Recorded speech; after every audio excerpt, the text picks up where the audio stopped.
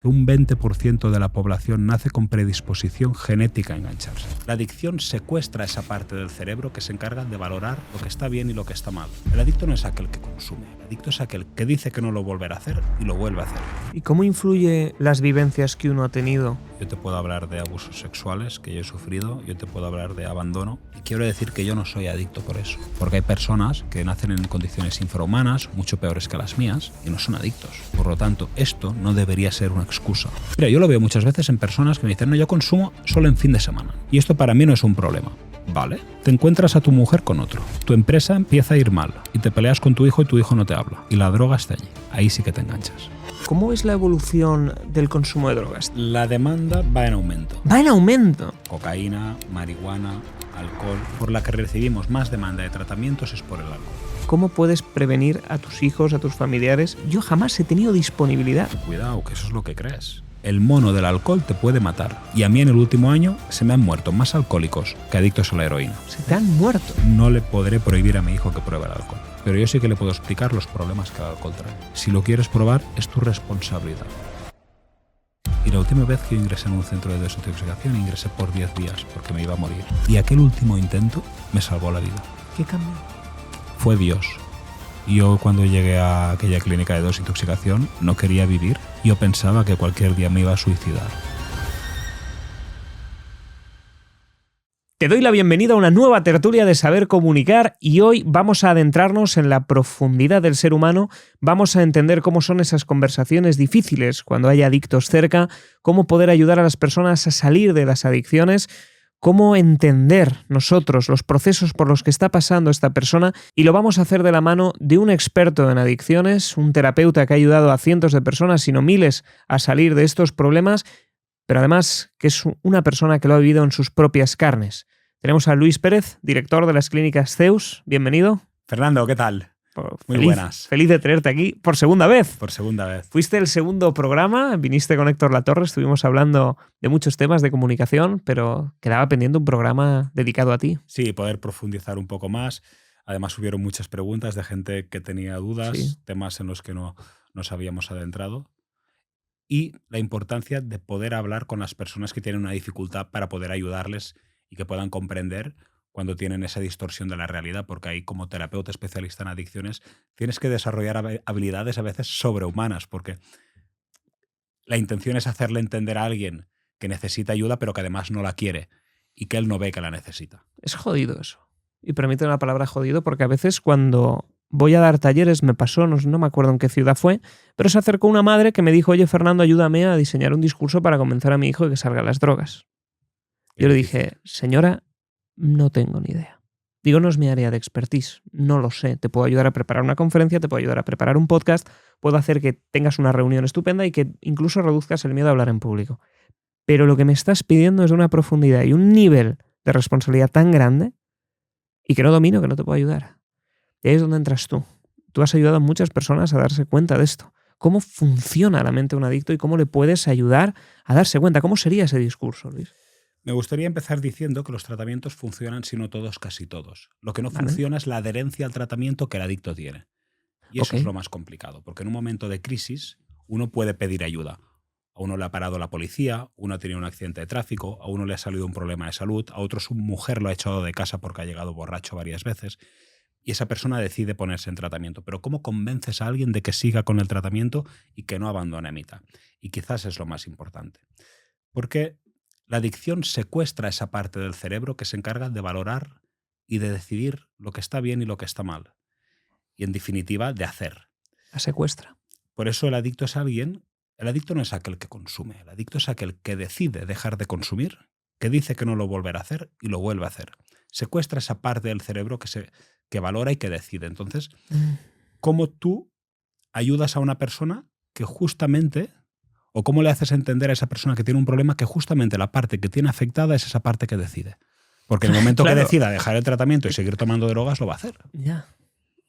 ¿Cómo ayudas a esa persona? Es muy difícil. Porque esa persona tiene una venda en los ojos. Esa persona se da cuenta que tiene un problema cuando le está pasando mal. Pero cuando ya lleva 3 días sin consumir y tú le dices tienes que continuar con esta rutina, con estos hábitos y con estas pautas, te dice no, yo ya estoy bien y él no lo ve que va a consumir. Duro. Muy complicado. no sabe que no sabe. Es decir, está en una situación con esa venda en los ojos e incluso a veces no verá que tiene un problema en sí. Muchas ¿no? veces me preguntan... Hay frases que se ven en las series que dicen, no, yo controlo. A mí me han preguntado muchas veces qué diferencia nuestras clínicas de otra. Una respuesta muy difícil, porque nosotros no hemos inventado la terapia. La terapia cognitivo-conductual lleva muchos años haciéndose. Nosotros no hemos inventado las sesiones de grupo, ni las sesiones individuales, ni la equinoterapia, lo que es la terapia con caballos. No hemos inventado el yoga, ni la meditación, ni los talleres de habilidades sociales. Todo eso ya estaba inventado antes de que yo dijera vamos a plantar Zeus. Nosotros en lo que hemos destacado es en la adherencia que un paciente tiene al tratamiento. Y ahí entra la parte de la comunicación. ¿Cómo lo habéis hecho? ¿Cómo sería ese discurso para esa madre que en este taller, no recuerdo la ciudad, me pidió que le hiciera el discurso? Porque yo no sabría cómo hacerlo. ¿Cómo lo hacéis vosotros? ¿Y cómo lográis esa adherencia al tratamiento? La adherencia que un paciente tenga al tratamiento tiene una relación directa con la renuncia y la negación que se puede romper en él. Es decir, la adicción es la enfermedad de la negación, de la mentira y de la manipulación. Niego lo que me pasa, digo que no me pasa nada y me manipulo y me autoengaño de tal manera que lo vuelvo a hacer. Entonces, tú tienes a tu hijo que te está prometiendo que no va a volver a consumir, que esto no volverá a pasar, que es la última vez, que lo siente, que se arrepiente, te suplica, te llora, te promete. Y tú, que eres su madre y lo quieres mucho y quieres que todo eso pase, con toda la buena intención del mundo, lo crees. Es que quieres creerlo. Y eso vuelve a pasar. Llega un día que vuelve a suceder lo mismo. Y entonces esa madre se va al médico. Se va a su médico de cabecera y le dice, oye señor, necesito ayuda. Tengo un hijo que toma drogas y no sé cómo ayudarle. Y el médico le dice, tiene que ser él quien se ponga en tratamiento. Tiene que ser él el que pida ayuda. No le podemos obligar. ¿Qué hace esa madre? Esa madre se va a frustrar mucho, porque esa madre tiene un hijo que ve que se está matando, quiere ayudarle, va al médico, pide ayuda, el médico le dice que no le puede ayudar y ella, por más que intenta ayudarle y por más que tiene charlas con él y por más que intenta convencerle y por más que le dice, su hijo vuelve a consumir. Y ahí entra lo que nosotros hacemos en una intervención familiar. Ahí entra lo que nosotros hacemos para que ese adicto tenga adherencia al tratamiento y no abandone. En primer lugar, ¿qué ha pasado? Yo quiero hechos. Quiero saber si se despierta por las mañanas y va a trabajar. Quiero saber si llega a final de mes, si roba, si te grita, si se pone violento, si le ha parado la policía cuando estaba consumido, si sus trabajos le duran, si debe dinero, si ha hecho créditos que luego no puede pagar, si tiene problemas judiciales, si tiene peleas en la calle. Todos los hechos que salen de lo normal y que podríamos decir que esa persona estaba en un momento en el que estaba alterado y ha habido un altercado, tenemos que describirlos y poder explicárselo al adicto. Oye, el lunes no fuiste a trabajar. Tú no puedes negarme que el lunes no has ido a trabajar. Hace 3 meses me pediste dinero para pagar una factura que no llega hasta final de mes. Tú no me puedes negar eso. Tú puedes decirme que tienes un problema o que no tienes un problema, pero tú no me puedes negar estos hechos que sí que han pasado en tu vida. Son hechos. Necesitas presentarle la evidencia de lo que ha pasado. Porque de esta manera lo que no te puedo decir es que a mí no me pasa nada. Porque va a intentar decírtelo. Igual no quieres que tu problema sean las drogas. O no estás preparado para aceptarlo. Pero está claro que a ti algo te pasa. No llegas a final de mes, la relación con tu pareja va mal, si tienes hijos y estás divorciado, hace 3 meses que no vas a verlo, o cuando vas a verlo me lo dejas a mí que soy tu madre y tú no cuidas de él, o tu hijo no quiere pasar tiempo contigo, o te has discutido con tu socio, o empiezas cosas que después no las terminas. O sea, hechos, cosas que han pasado, esas evidencias para que uno no pueda decir a mí no me pasa nada. La segunda, todo esto siempre sin juzgar ni culparle. Tenemos que comprender que él no ha elegido tener esta enfermedad. A él le ha tocado tener esta enfermedad, como al que le toca tener un cáncer. Tú no eres culpable de despertarte un día por la mañana, ir a visitarte al médico y que te diga, señor, le ha salido cáncer. Pero mucha gente lo asocia a la culpabilidad. Te dice que tú elegiste consumir. Claro, porque esta enfermedad, que es un tanto rara, la comprende bien o quien es verdaderamente un especialista en esto, que no son todos los que se dedican a esto, y luego si quieres entramos ahí y te digo por qué, o quien la ha sufrido. Entonces, el adicto no ha elegido tener esta enfermedad porque un 20% de la población nace con predisposición genética a engancharse. Eso es muchísimo. Un 20% de la población son candidatos a engancharse. Y luego influirán factores psicológicos, ambientales, de la infancia, traumas, el lugar donde uno ha nacido o donde ha crecido. No es lo mismo crecer en un lugar donde el alcohol es un motivo de celebración que crecer en un lugar donde el alcohol está prohibido.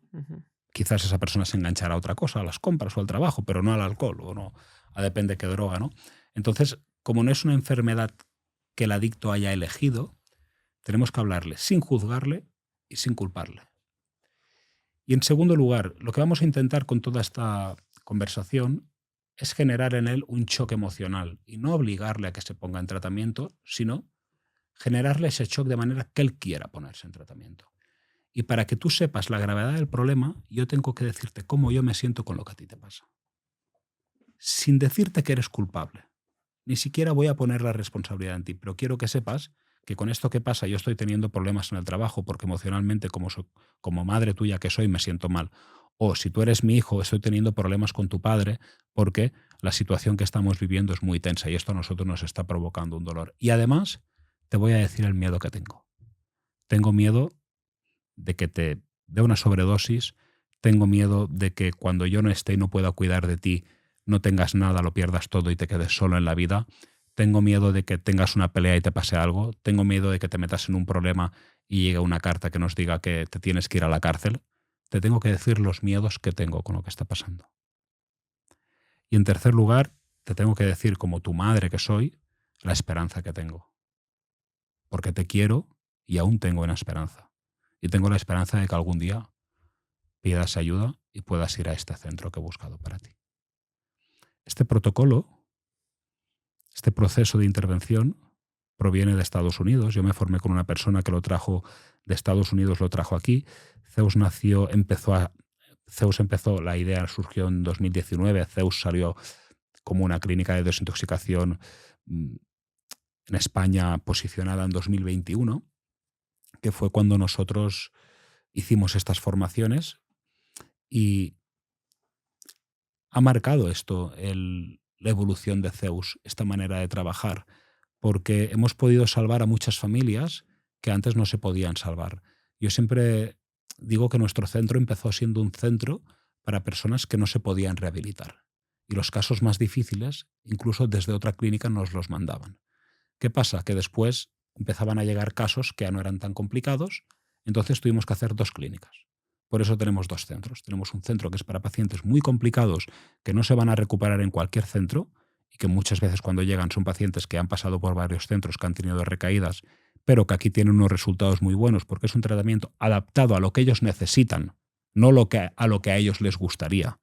Y luego tenemos otro centro donde se trata de una manera más flexible, donde no hay tanta norma, no hay tantos límites, para una persona, para un perfil que está encajado en la sociedad, que trabaja o que ha estudiado, que se despierta por la mañana, que es capaz de mantener una rutina, pero que aún así llega el viernes y consume, ¿vale? 2 tipos de consumidores diferentes, 2 clínicas diferentes, porque el tratamiento que reciben también tiene que ser diferente. Pero volviendo a qué límites le tengo que poner o cómo tengo que hablar con él para que decida hacer un tratamiento. Yo le hago una pregunta a las familias cuando me llaman por un caso de alguien que no quiere ponerse en tratamiento, que podríamos decir que es nuestra especialidad. Y le preguntamos al final de todas estas herramientas y toda esta estrategia que nosotros vamos a hacer, que la vamos a hacer en casa del adicto con un profesional intervencionista familiar delante, que se ha dedicado durante unas semanas a psicoeducar a toda la familia para que cuando haya esa reunión el adicto se pueda poner bravo, pueda enfadarse, Se o puede poner violento incluso. Violento, levantarse, irse, la familia sepa cómo actuar. Hemos estado psicoeducando a la familia, ¿no? Para que esa conversación que hoy estamos planteando aquí no haga aguas. Pero después hay una pregunta, y es, ¿qué estás dispuesta a hacer tú como madre si tu hijo te dice que no quiere tratamiento? Y eso lo mantiene en el tiempo. ¿Qué límites estás dispuesta tú a ponerle? Antes de continuar con el episodio, quiero mencionar al sponsor oficial de este vídeo, que es Trade Republic, que de nuevo es un banco que sigue patrocinando estas tertulias sobre comunicación y que además han llegado ya a los 2 millones de usuarios en España. Más de 10 millones en toda Europa, completamente regulados, con IBAN español y que además tienen varias funcionalidades muy interesantes. Te dan una tarjeta que permite pagar en todos los países del mundo cada vez que estás viajando y lo adaptan a un tipo de conversión muy beneficioso para ahorrarte las típicas comisiones abusivas. Todo esto de manera totalmente transparente. Tiene ventajas que si pagas con la tarjeta de débito te devuelven un porcentaje y lo puedes destinar también a inversión. Puedes utilizarlo como la cuenta operativa del día a día para pagar esos bizums cuando debes alguna cena, alguna parte proporcional, lo puedes hacer sin problema y además todo el dinero que tengas en su cuenta es una cuenta remunerada y es que te van a dar el tipo de interés del Banco Central Europeo, te lo dan directamente a ti para que compenses un poquito la inflación, cosa que gran parte de los bancos no te dan. Te dejo un enlace en la descripción para que puedas abrirte una cuenta con ellos y también si me estás escuchando en fermiralles.com/banco. Mil gracias Trade Republic por seguir apostando por estas tertulias en saber comunicar y ahora sí, seguimos con este episodio. Es que no me puedo imaginar la situación ahora con mi hijo cuando crezca. Dios no quiera y no se dé, pero ¿qué haces? Claro, es que la impotencia es enorme. Claro, tú con toda la buena intención del mundo vas a querer proteger a tu hijo. Te dan ganas de meterlo como si fuera en un campo de concentración donde no haya acceso a estas cosas, pero no puedes hacerlo eso a una persona. O sea, pero tú como padre entiendo que estás dispuesto a llegar hasta las últimas consecuencias. O sea, darías tu vida. Es más, preferirías cambiarte y ser tú el adicto, que se acabe muriendo, a que fuera tu hijo. Esto tú. Pero hay gente que no. Hay gente que cuando le preguntas a una madre qué límites está dispuesta a poner para que su hijo se salve, igual está anteponiendo a veces su bienestar sin darse cuenta a lo que su hijo necesita. ¿Algún caso de esto? ¿Algún ejemplo? Por ejemplo, yo he tenido clientes en la clínica que sus padres los tenían en nómina en su empresa. Un hijo que no estudia, que no trabaja, que vive en un piso que el padre le ha comprado y además tiene una nómina de 1.800 euros. Entonces ingresan a su hijo, yo tengo que decirle a la madre, cuidado, quítale el dinero de la cuenta, que el mes que viene no cobre, porque como el mes que viene, cuando lleguemos el día 1, él tenga dinero en la cuenta y tenga ganas de consumir, sepa que tiene un piso pagado y una cuenta con 1.800 euros, igual el día 1 nos pide el alta y se va. Y la puede pedir. Y la puede pedir, porque es un centro voluntario y las puertas están abiertas. Y la madre me dice, bueno, pero es que mi hijo se va a enfadar conmigo. Es que no sé cómo se va a poner. Es que no sé si estoy preparada. Bueno, tiene miedo, es que es lícito también. Si el hijo es violento. Correcto. ¿Y ahí qué hacemos? Ahí tienes que decidir entre lo que quieres o lo que debes. Porque darle a tu hijo 1.800 euros al mes y pagarle un piso para que se drogue, para que hoy no esté en la calle, con todas las garantías de que finalmente le va a dar una sobredosis, va a terminar en un psiquiátrico, o el día que tú no estés va a estar en la calle porque no sabrá valerse por él mismo, cuanto antes él se dé cuenta de las consecuencias naturales que tiene esta enfermedad. Si tú eres un adicto y estás enganchado, hay unas consecuencias naturales que tú vas a vivir. No es que yo te las provoque o que tu madre te las provoque, es que tú vas a terminar sin nada, vas a terminar solo y vas a terminar enfermo. Y si estas consecuencias naturales yo te las puedo enseñar y gracias a esto que tú ahora vas a ver, que de momento no eres capaz de ver porque tienes una venda en los ojos, igual te salvo la vida. Nosotros hemos salvado a mucha gente con esta técnica y es mucha gente que había pasado por muchos centros y que no tenían esperanza la familia de que se recuperara y de la desesperación y sin saber qué hacer han decidido tirar hacia adelante y me han dicho, Luis, tira recto porque mi hijo se va a morir de una sobredosis, porque mi hijo va a terminar en la cárcel o va a terminar en un psiquiátrico. ¿Qué pasa? A veces también tengo que decirte que hemos sido criticados por utilizar esta práctica. Oye, me han dejado en la calle, mi madre me ha dejado en la calle, estos tíos son unos cabrones, han convencido a mis padres de que me quiten la nómina, de que no me den dinero. Bueno, eres mayor de edad, tú puedes decidir seguir drogándote, es verdad. Oye, soy mayor de edad. ¿Yo por qué no me voy a drogar o por qué no voy a consumir alcohol? ¿Tú quién eres a mí para decirme que no consuma? Vale. Pero yo que soy tu madre o yo que soy tu padre, también puedo decidir, porque también soy mayor de edad, no darte dinero para que tú consumas drogas. Es que, claro, al final si no lo genera, estás dando una ayuda. Tú eres mayor de edad, puedes decidir, yo también. Le estás ayudando a que se destroce la vida. Sí. Nos ponemos en el caso de un adicto que no quiere recuperarse. Luego están los que sí quieren recuperarse. Pero en el caso de los que no quieren, que son esas familias que lo tienen más complicado. ¿Y por qué no quieren recuperarse? ¿Qué pasa en su mente? ¿Es que no se dan cuenta? ¿Es que lo disfrutan? ¿Es que la vida no le dan valor? ¿Qué hay detrás de una persona que considera que no vale la pena? Que no quiere... Es más, que no lo ve como algo malo incluso, que lo disfruta. Porque entiendo que al final este tipo... Es que hay de todo tipo de drogas. Pero habrá incluso algunas que te lo pases de maravilla. Pero si no, no las consumiría la gente. Mira, el que ya está para entrar en un centro, que es alguien que ha cruzado varias veces la línea de tolerancia y ha tenido problemas, porque uno no se despierta por la mañana y dice, me voy a una clínica de desintoxicación y me voy a encerrar ahí durante 2 meses. Pero el que ya ha tenido problemas y aún así no quiere, a veces puede ser que no vea que hay un problema. Vale. Se vendan los ojos, no lo veo. Puede ser que no sepa cómo hacerlo, no sepa cómo enfrentar la situación delante de la familia, delante de sus amigos, delante de su pareja. O puede ser que crea que no puede. Porque la demanda que a veces uno recibe de la sociedad es tan alta que uno no cree que pueda alcanzar el reto. Y esto no solo lleva a personas a consumir drogas, también lleva a personas a tener estrés, ansiedad, obsesión. Porque muchas veces, te voy a poner un ejemplo mío para que podamos entenderlo de una manera muy fácil, pero yo pensaba que era incapaz de ligar sin consumir alcohol o sin tomar drogas. Pero lo que había detrás era un miedo a que esa chica me dijera que no.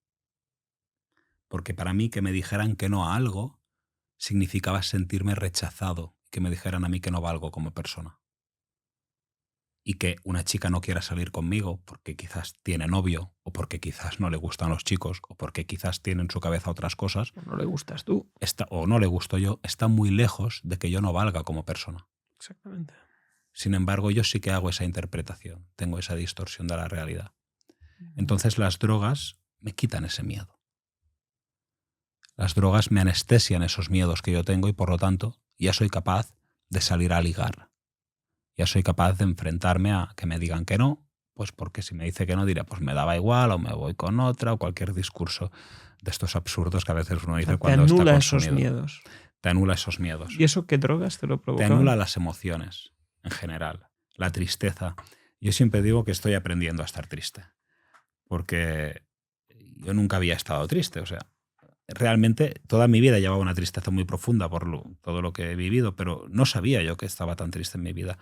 Y claro, primero fueron los porros, después fue el alcohol, después fue la cocaína, después fueron, poco a poco, fueron apareciendo situaciones en mi vida que me anulaban esa tristeza, que no permitían que yo me sentara y conectara con la tristeza. Y claro, la primera vez que me sentí triste yo me quería suicidar. Pensé, me quiero morir. Y siempre digo que estoy aprendiendo a estar triste, ¿no? Porque hay que aprender a estar triste. Las emociones no son buenas ni malas.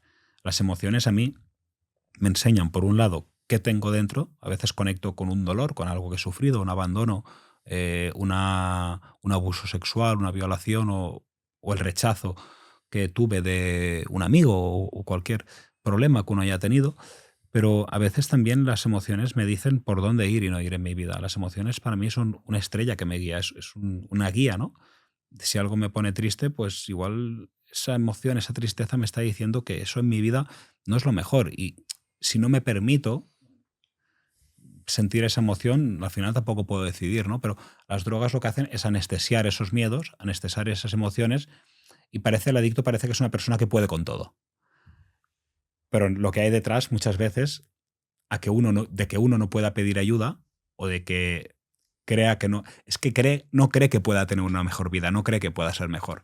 Si a mí me hubieran dicho hace 11 años, la primera vez que yo ingresé en un centro de desintoxicación, que hoy iba a estar sentado aquí con un profesional, con una eminencia en oratoria y que iban a haber miles de personas escuchándonos porque mi historia les iba a interesar, porque Luis ha salido de las drogas y ha sido capaz de esto y esto, te hubiera dicho, oye, no sé de qué me estás hablando, pero esto no es Luis Pérez. Entonces, sí que es verdad que, claro, un adicto no sabe hasta dónde puede llegar si supera la adicción a las drogas. De hecho, en Estados Unidos hay empresas que a los adictos que han superado su adicción les pagan un plus porque trabajen en sus empresas. Porque para ellos superar una adicción es algo muy complicado y valoran mucho a las personas que han sido capaces de superarla. Y los empresarios, que lo que quieren es gente con un alto potencial en su empresa, dicen, si este tío ha sido capaz de superar la adicción a la cocaína, quiero que esté trabajando en mi empresa, porque tiene un potencial altísimo. Y por todo ese trabajo personal y de desarrollo que ha hecho a medida que ha ido haciendo el tratamiento. Pero es un adicto cuando está enganchado, no lo ve, no sabe de hasta dónde es capaz de llegar. ¿Y cómo influye el pasado, el entorno, las vivencias que uno ha tenido a la hora de caer en esas drogas? Porque lo estabas comentando hace unos minutos, los abusos sexuales, la violación, el abandono, todos estos momentos duros entiendo que son puertas de entrada a acabar consumiendo, y entiendo que mucha gente se escuda en esto quizá como excusa, aunque sean cosas terribles, y no les quito en absoluto hierro, son terribles. ¿Cómo influyen en que una persona acabe cayendo en drogas esas vivencias? Mira, estas vivencias son un arma de doble filo.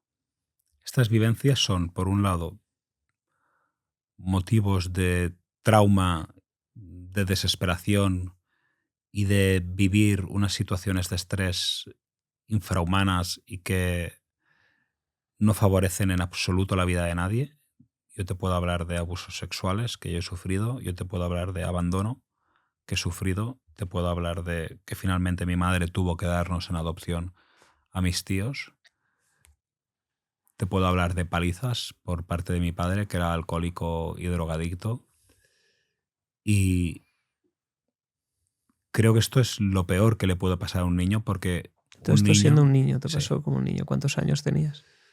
pues los problemas que yo recuerdo empiezan con 7 años. Que yo recuerdo fuertes, porque es que de los 6 hacia atrás lo tengo como muy borrado. Pero que podrían haber seguido existiendo estos problemas. Sí, bueno, de hecho han existido Siempre. siempre. Antes te comentaba que estábamos hablando, tomando un café, y te decía, bueno, pues hubo una vez que mi padre estaba perdido, no sabíamos nadie dónde estaba, y yo cogí unas monedas, cogí un autobús con 12 años y me fui a buscarlo a un poblado donde él vivía con una familia que se dedicaba a la venta de droga, y me lo encontré allí después de 3 años sin verlo. Tenía yo casi 9 años cuando él se marchó de casa y 12 años cuando fui a buscarlo. ¿Fuiste solo? Fui solo. 12 años. Con 12 años. Cogí un O autobús. sea, la valentía, la desesperación de querer encontrar a tu padre. Al final, como hijo, siempre acabas buscando a tu padre. O sea, da igual lo mal que se haya portado, lo mal que te trate. Es la figura. O sea, es que siempre vas a querer ir ahí a buscar. O sea, no me puedo imaginar cómo te llegabas a sentir tú con 12 años, después de 3 sin ver a tu padre, sabiendo que te había pegado palizas hasta aburrirse. Y aún así, subirte a un autobús e ir a ver y encontrártelo así. Sí. Mi padre hoy ha fallecido, ahora hace 2 o 3 años que falleció. Ahora, no, 3 años y pico. Pero es una de las personas que más quiero en el mundo. Dirás, hostia, Qué contradictorio. esto no cuadra, ¿no? Sí, la historia, hace 3 años me fui a buscarlo y ya estando yo recuperado y ya dedicándome yo a lo que me dedico, y lo ingresé en un centro de desintoxicación y se recuperó, y el último año de su vida estuvimos juntos. Pero quiero decir que digo que es una de las personas que más he querido, o la que más incluso, porque mi amor hacia él nunca desapareció. Que estuviéramos separados no significa que yo no le quisiera. Pasa que yo pensaba que mi padre se había ido o nos había abandonado porque yo no era suficiente como hijo para él. Joder, ¿te creíste eso? Yo tuve que caer en las drogas y recuperarme para poder comprender por qué mi padre nos había abandonado, para poder entender que él estaba enfermo. Y una vez yo me recuperé, le pude perdonar. Y después pude ir a buscarle para ofrecerle esa ayuda que yo también había tenido en las clínicas de desintoxicación. Pero yo tuve que pasar todo eso para poder superar ese trauma y para no vivir hoy como una persona que se siente rechazada por todos. Yo era incapaz de decirte, oye Fernando, ¿quieres ser mi amigo? Por el miedo a que me digas que no.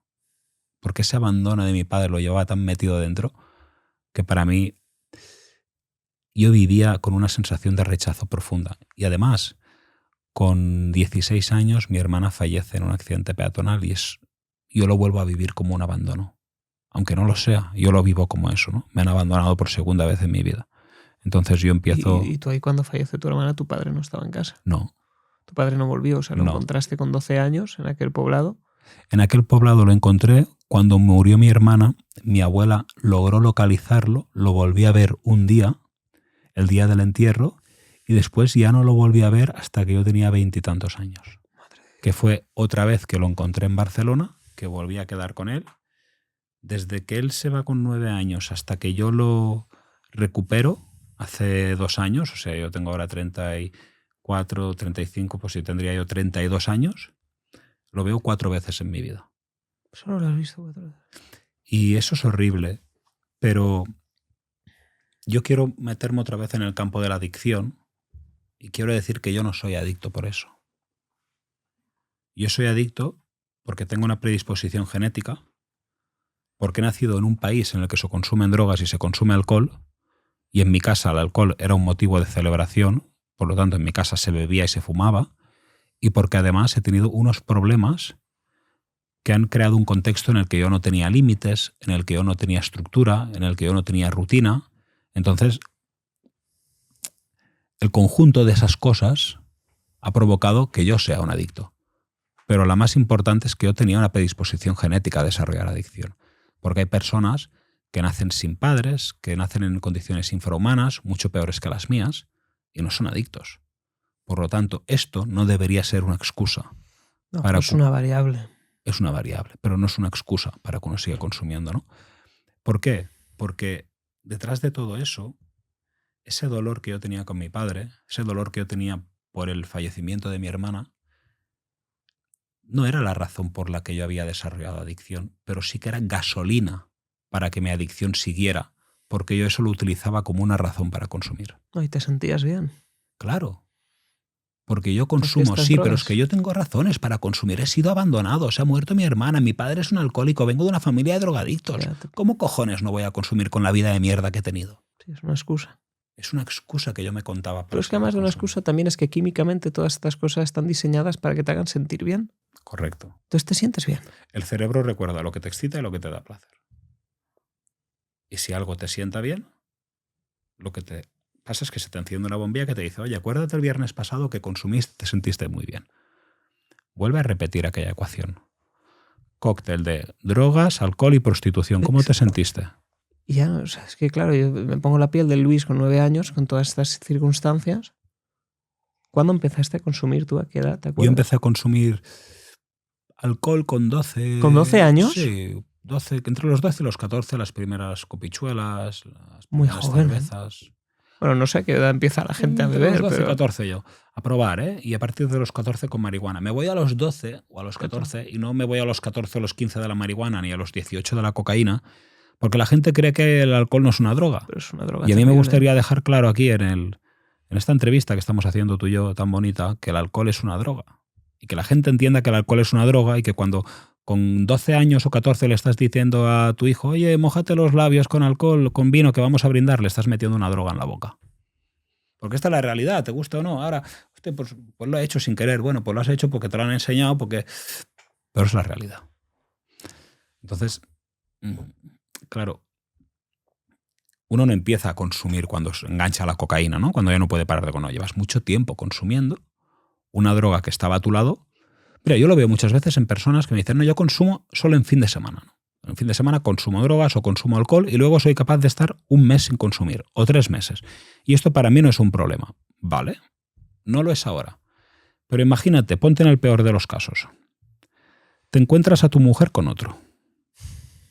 Tu empresa empieza a ir mal y te peleas con tu hijo y tu hijo no te habla. Y la droga está allí. Ahí sí que te enganchas. ¿Tú crees? Claro, las probabilidades de engancharse ahí son mucho más altas. Pero porque tienes disponibilidad. Tienes la droga, disponibilidad y una serie de problemas que antes no tenías. ¿Y cómo llega la droga a una persona? Hay que entender, o me gustaría que comprendieran, que el alcohol es un ansiolítico. Ya. Que cuando tú tienes ansiedad y consumes alcohol, la ansiedad disminuye. Que cuando tú no puedes concentrarte porque tienes 1000 cosas en la cabeza, o cuando tú no puedes dormir por las noches, o cuando tú tienes ansiedad, o cuando tú estás estresado, tomas cocaína y la cocaína te ayuda a parar la cabeza. La cocaína te ayuda a concentrarse. ¿Así? Claro, muchas personas a través de la cocaína o a través del alcohol se están automedicando.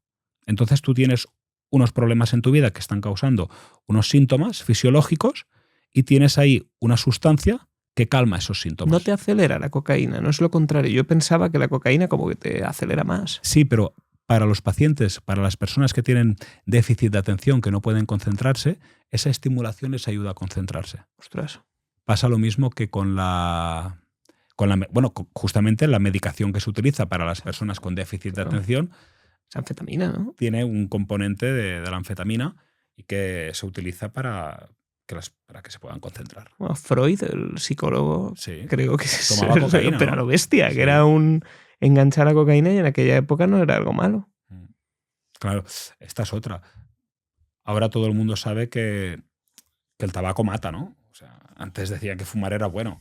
Pues con el alcohol pasa lo mismo, con las drogas también. Mi abuelo era médico y en la consulta, mi padre, que tenía la consulta en casa, recuerda como su padre tenía ahí cigarreras y daba cigarros. Tiene una persona a lo mejor con cáncer de pulmón y mi abuelo en aquella época, toma, fume. Y aquel seguía fumando, que era lo habitual. Propio médico. Pues para fiarnos a veces también de las cosas que salen y que no se han probado. Claro. Y que no hay suficiente tiempo, ¿no? Hay muchas sustancias que se utilizan a nivel terapéutico. Hay poca innovación, pero de la poca que hay, yo hay alguna en la que confío y hay otras que no. Por ejemplo, tratamiento con psicodélicos. Cuidado. Sí, eso he escuchado. Hay influencers que están hablando de ello en distintos programas. Cuidado. ¿Por qué? Porque no es para todos, porque los daños que puede causar a una persona pueden ser irreversibles, porque esto en manos de la persona equivocada puede ser un problema. A mí me da un miedo enorme. Estimulación magnética transcranial, unas corrientes eléctricas en el cerebro que las estamos aplicando en la clínica para adictos y para personas con trastornos mentales. Bueno,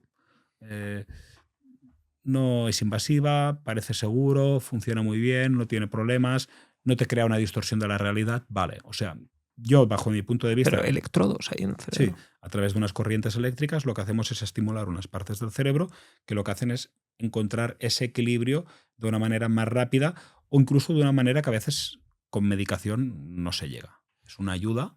Pues Es que a mí esto me recuerda...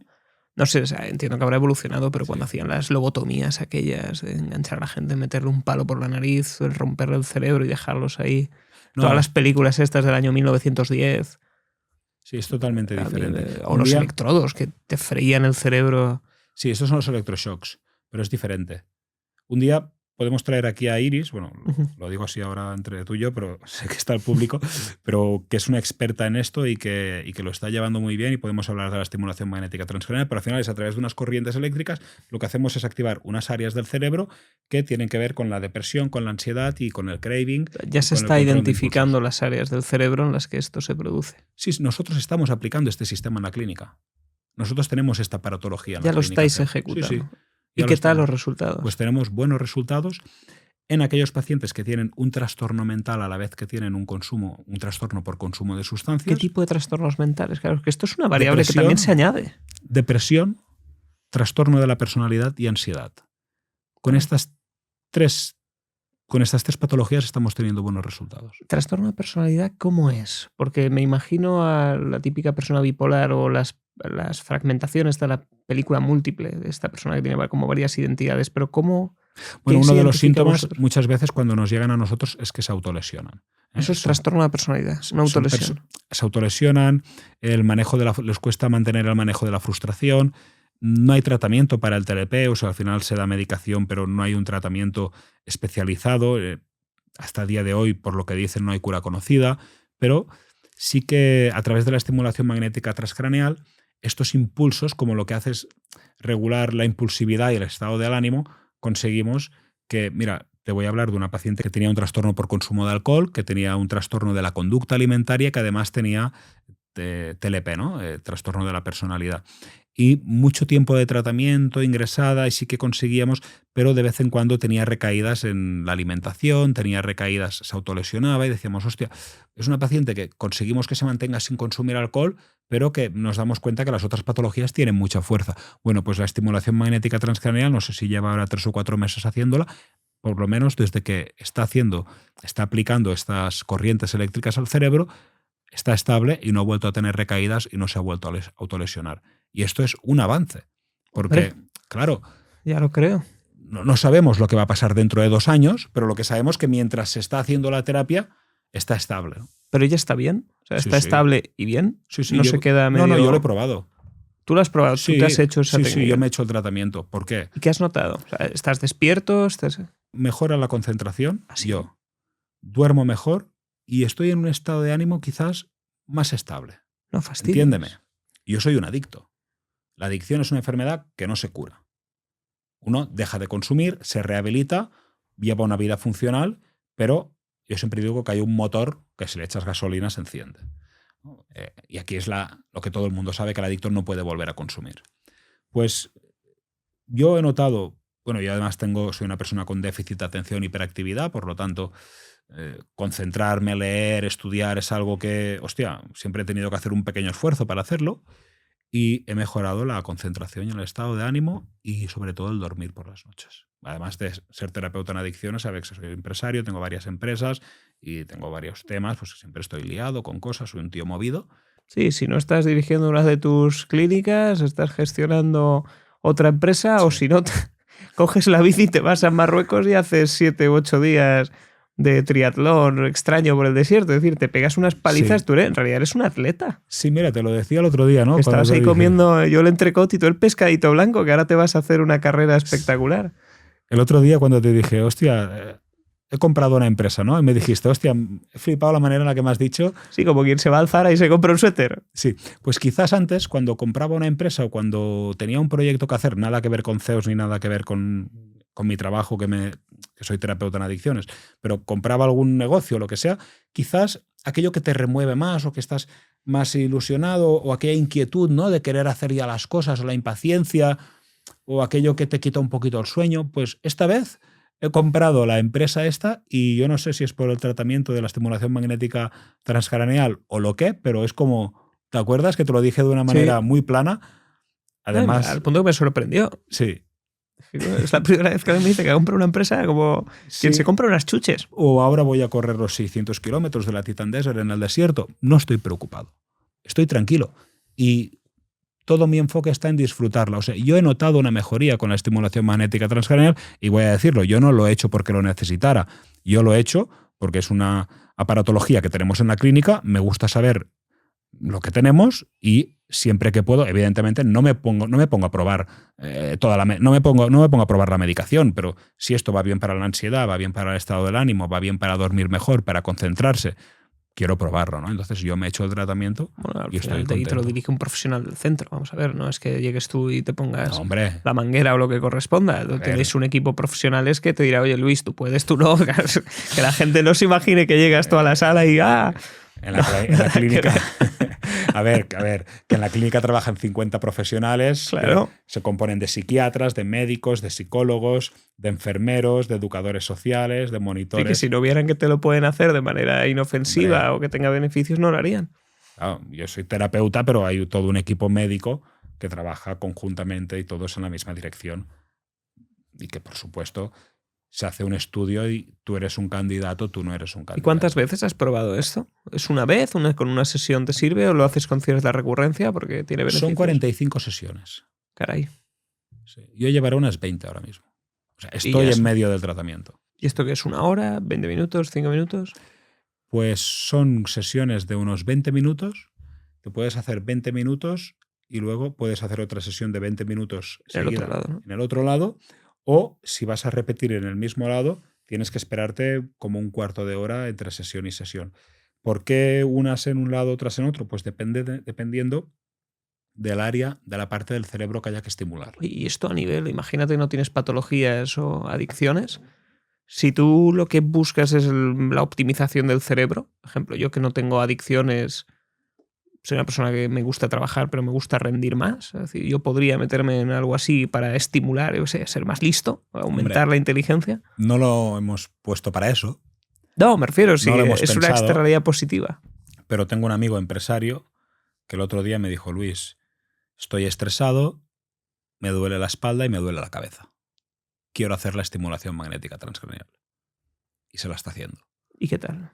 Él está contento. Dice que duerme mejor, que sale relajado y que de momento la cabeza no le duele. ¿Y hay estudios a largo plazo de esto? O a lo mejor nos estamos friendo el cerebro. No, hay estudios. ¿Y qué Esto dicen? lleva aplicándose en Estados Unidos muchísimos años. O sea, ya hay track record. Ya Sí, hay. en España somos, que yo sepa, hoy 3 empresas que hemos comprado la máquina y que la tenemos en nuestros Es que, centros claro, médicos. esto sacas del tema de la adicción y ya tienes otra oportunidad de negocio que es biohacking para empresarios.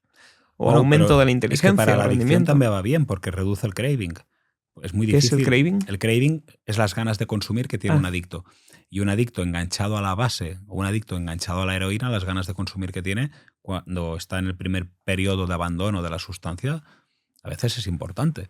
Y esto le ayuda a reducir los síntomas desagradables de la retirada de una sustancia. Quizás alguien que no aguanta el primer mes sin consumir, que es el más duro, le aplicas la estimulación magnética transcraneal y puede aguantar ese primer mes, que es lo más difícil. Oye, ¿y cómo es la evolución del consumo de drogas? Te pongo un ejemplo. Antiguamente se asociaba a los empresarios como prácticamente drogadictos puro y duro. Es decir, el empresario de los años 50, alcohol, cocaína, el puro, el cigarro, muchos con prostitución, es decir, todos los vicios en uno. Ahora son reyes del fitness. Es decir, yo veo cuando vamos a jugar al pádel, aquí en Andorra es que tenemos un círculo súper sano. No nos tomamos cerveza, nos tomamos cafés.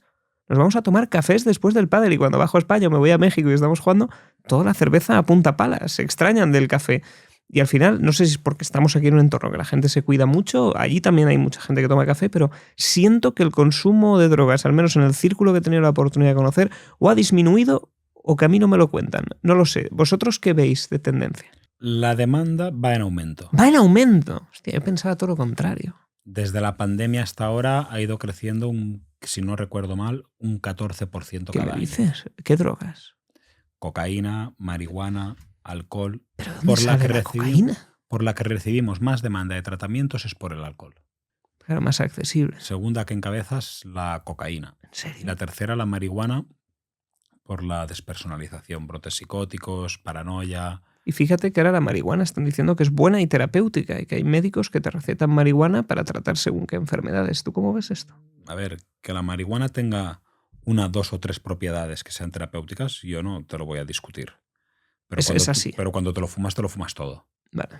¿Entiendes? O O sea, sea, te fumas lo bueno y te fumas lo claro, malo. una cosa es Claro. esas gotas de CBD que un médico te puede recetar en un momento dado porque te duelen los ojos o porque te pasa no sé qué y tú te lo tomas en gota, que yo no estoy ni a favor ni en contra porque realmente no me he puesto a estudiar estos tratamientos porque la efectividad que he visto, por lo poco que he visto, no me ha acabado de convencer como algo muy útil, entonces no me he puesto a estudiarlo. Bueno, yo creo que tú también lo ves con cierto rechazo. Y seguramente lo vea Por con la cierto adicción. rechazo. Yo no sé al más acertado aquí para decir, oye, salir todos a tomar marihuana para curaros de no sé qué. Pero sí que es verdad que si alguien que fuma marihuana le dices que la marihuana cura, puede ser que fume más marihuana. Sí. Y que tenga más justificación y más razones para seguirla consumiendo, ¿no? Entonces hay que Sí que aclarar. se está sanando. Hay que aclarar lo que es un uso terapéutico o un uso médico y lo que es un uso que empieza por ser lúdico, pero que acaba siendo adictivo y además con un riesgo de que a esa persona pues, tenga enfermedades mentales y desarrolle patologías que quizás nunca se hubieran despertado, ¿no? Por ejemplo, hay gente que sufre esquizofrenia y se le ha despertado fumando marihuana. Pues quizás esa esquizofrenia nunca se hubiera despertado. O quizás sí, pero lo que tenemos claro es que las probabilidades de que haya una enfermedad mental si se consume marihuana son altísimas. Altísimas. Y que la mayoría de las veces cuando nos piden tratamiento por fumar marihuana son gente que ya está teniendo unas consecuencias graves. Y hay mucha gente. Tema de heroína. Sigue habiendo heroína. ¿Sigue habiendo? Sigue habiendo. Esta película Fariña, que estuve viendo hace poco la serie. Muy, muy chula la serie, a nivel visual me enganchó, nunca mejor dicho. Y en este caso la heroína era lo que se metían, creo recordar, que era con una inyección. ¿Esto sigue existiendo, lo de la inyección, sigue existiendo, etcétera?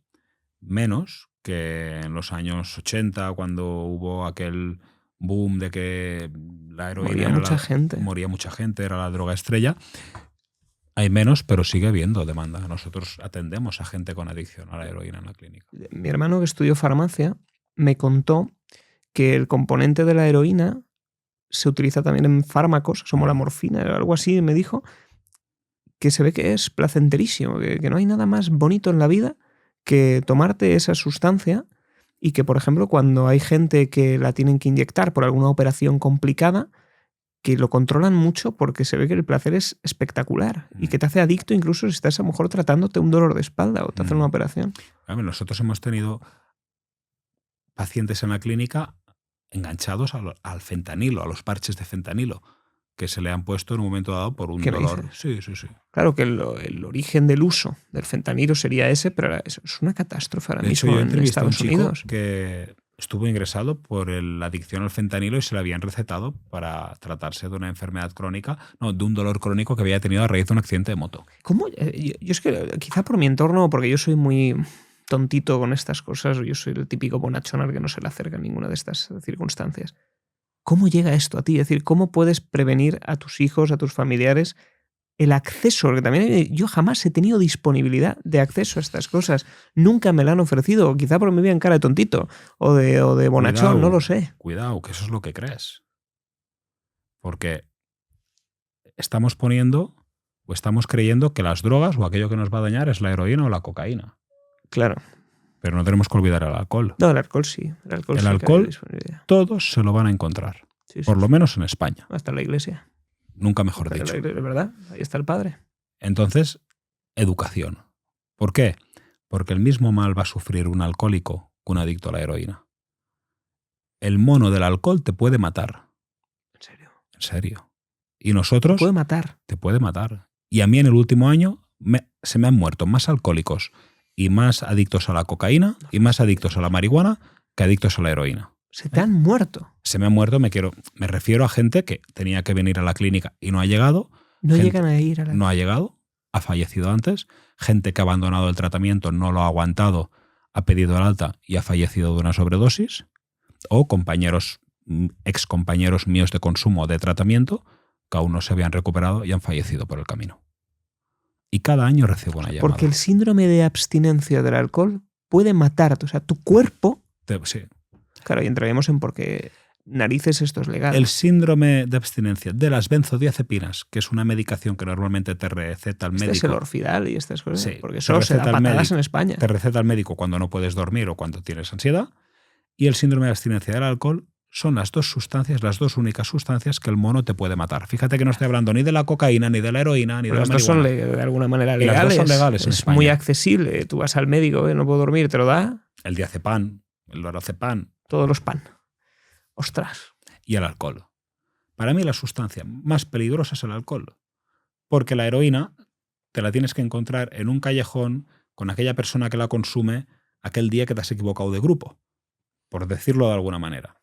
Pero es que el alcohol te lo vas a encontrar con tu mejor amigo, con tu madre y con tu padre, que es en quienes más confías. Todas partes. ¿Y cómo va a ser una sustancia que mi mamá y que mi papá consumen mala? Si ellos la consumen. O peor aún, hijo, no consumas. ¿Cómo coño contrario voy a hacerle caso a un tío que me dice que no consuma mientras él consume? Muy complicado. Por eso, como vimos en esta sociedad incoherente, yo no sabía que me podía recuperar de una adicción hasta que vi a un adicto rehabilitado dando una terapia de grupo. Porque a mí el médico me decía, Luis, consumir te va mal, la psicóloga me comía la cabeza, mi madre me llevaba al psicólogo, Luis, no consumas, que mira los problemas que tienes, no sé qué. Y yo salía de allí con mi medio gramo de cocaína en el bolsillo, porque yo entraba a consulta con cocaína en el bolsillo consumía en la sala de espera, me metía Sí. en el baño a consumir y cuando salía volvía a consumir. Y cuando salía por la puerta le decía a mi pareja y a mi madre, esta tía no me entiende, no sabe lo que es un adicto. Pero claro, tú entrabas a esas sesiones completamente alterado. Drogado, absolutamente drogado. ¿Y cómo actúa tu cerebro bajo esta circunstancia? Bueno, ¿sabes qué pasa? Cuando tú llevas mucho tiempo consumiendo, tú normalizas vivir consumido. Para mí, un estado alterado de conciencia Caray. era cuando no consumía. Un Pero- estado alterado de la conciencia lo tenía siempre, pero un estado alterado... Ya. O sea, yo no consumía para estar bien. Yo Para consumía para no estar mal. Toma ya. Porque si no consumía estaba mal. Pero claro, las primeras veces que consumías ahí sí que había una alteración. Claro, las primeras veces sí. Aparece el placer, aparece el éxtasis, esa sensación de que te desaparece el miedo, que desaparecen todas tus emociones, entre comillas, negativas, ¿eh? Y quieres repetir esa sensación, quieres volver a encontrarla, pero para encontrarla necesitas consumir más, porque con la misma cantidad de consumo que consumiste la semana pasada, Ya no encuentras la misma. Y ahí es cuando poco a poco se va cruzando esa línea de tolerancia y se va desarrollando la adicción. Pero yo no supe que podía recuperarme de una adicción hasta que entré en una terapia de grupo y vi a un tío que estaba dando una terapia de grupo, la estaba dirigiendo él, y dice, mira, señores, yo me metí a esto, me pasó lo otro, me pasó no sé qué. Y yo pensaba, este tío dice que se ha metido lo que se ha metido. Y además ese terapeuta terminó la terapia con una frase que a mí se me ha quedado grabada siempre en el cerebro. Y yo estoy aquí hoy gracias a ese terapeuta. Un terapeuta que se llamaba Quique, que dijo, terminó la terapia de grupo, era una terapia de grupo de sábado por la mañana, era la 1:30 del mediodía. Dice, bueno, señores, se ha acabado la terapia, yo me voy de vacaciones con mi mujer y mi hija. Hostia. El tío llevaba un reloj que te cagas, iba bien vestido. Y yo había llegado allí al centro aquel hecho un trapo. No me quería, no sabía cómo salir de las drogas y había pasado por 4 o 5 centros de desintoxicación. Me llamaban el Yonki Palas de los centros, me conocían en todas las clínicas. Y me voy allí y aquel tío, hostia, digo, si este señor se ha metido todo lo que dice que se ha metido, lo que dice que ha vivido es verdad, y hoy está aquí con esta sonrisa, con este pelazo, con este reloj, así de bien que va vestido, y se va con su mujer y su hija de vacaciones, significa que se puede salir de la droga. Cuando ese señor regresó, cuando ese terapeuta regresó, yo me metí en un despacho y le dije, yo quiero ser como tú. Porque aquel terapeuta, aquel adicto rehabilitado, sembró en mí una semilla de esperanza y de fe de que se puede salir de la droga. Evidentemente, él era una parte del equipo. Después habían psicólogos, psiquiatras, monitores, educadores sociales, igual que hoy hay en la clínica donde yo trabajo. Pero esa persona fue quien a mí me despertó la posibilidad de poder recuperarme. Gracias a esa persona yo creí que me podía recuperar. Y dije, yo quiero ser como este tío. Estoy viviendo el infierno, estoy pasando el peor momento de mi vida, pero voy a utilizarlo para algo bueno, voy a utilizarlo para ayudar a las personas. Porque nadie elige entrar en ese pozo. Pero aquí la gran pregunta es cómo salimos. Porque todos los que nos escuchen hoy y tengan un familiar adicto, sabrán y habrán ido a muchos sitios a probar y habrán intentado ayudarle y habrán intentado hablar con él, habrán intentado convencerle, habrán buscado el mejor psicólogo, el mejor psiquiatra, el mejor médico, el mejor centro. Y probablemente muchos de ellos aún no lo hayan conseguido. ¿Todo el mundo se puede salvar? Todo el mundo se puede salvar. Menos los que ya han muerto. Yo no sabía que me podía salvar. Yo pensaba que no. ¿Tú cuando estabas ahí tan hundido, tú eras consciente que tenías un problema? En lo más profundo del hoyo, en ese momento en el que yo ya estaba hundido de verdad, que yo me prostituía. ¿Tú te llegaste a prostituir? Yo ponía anuncios en internet para que personas me dieran dinero a cambio de sexo. Dinero o droga. Cuando yo ya estaba robando, piénsate que yo pasé de ser un empresario de éxito me refiero a que yo tenía 20 años y yo no era capaz de gastarme el dinero que ganaba. Con prostitución, drogas, coches, me iba muy bien. ¿Cómo llegaste también a esa parte de empresario? Fíjate si ganaba dinero yo entonces, que yo llegué a mi clínica de desintoxicación con dinero en el banco. Yo me arruiné después, con las recaídas, cuando me deshice de la empresa, pero yo llegué a una clínica de desintoxicación siendo alguien que tenía dinero, que manejaba dinero. ¿Y te drogabas? Claro. A mí se me acabó antes la salud que el dinero. Yo ingresé por una sobredosis, yo no ingresé porque había tocado fondo, porque había perdido a mi pareja o porque me había quedado sin dinero, porque había perdido la empresa. No, yo era un tío funcional. Yo era un tío que dirigía su empresa, que ganaba mucha pasta.